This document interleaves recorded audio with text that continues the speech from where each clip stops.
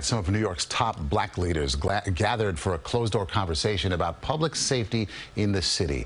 As CBS 2's Tim McNicholas explains, this comes just hours after the police released their end-of-year crime stats, showing that even though shootings and homicides are down over last year, crime overall is up. Christine and Maurice, the Reverend Al Sharpton just hosted what he described as a historic gathering of the state's top black leaders here at his National Action Network headquarters in Harlem. Mr. Mayor. Mayor Eric Adams, Public Advocate Jumaane Williams, Attorney General Letitia James.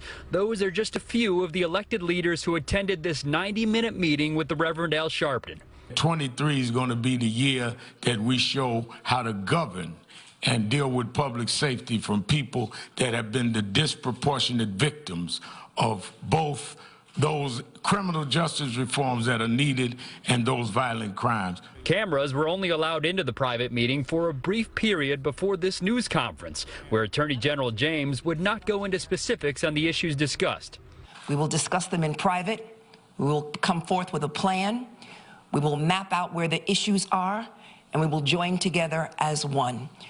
It's important that everyone understand that this is not a black or Latino issue.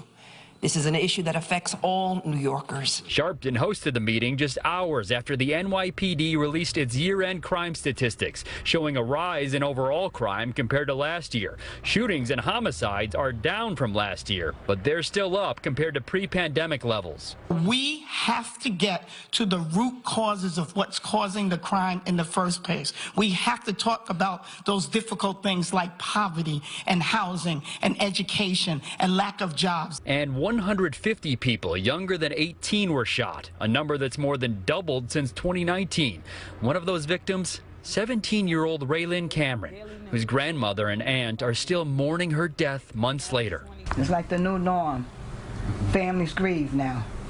Should have having weddings and baby showers. We're now having funerals. We're having funerals, and it's got to stop. You're turning 18 birthdays into memorials. Why? And after that meeting, the leaders who attended would not take any questions from reporters. Reverend Sharpton described it as the first of a series of meetings in Harlem. Tim McNicholas, CBS 2 News.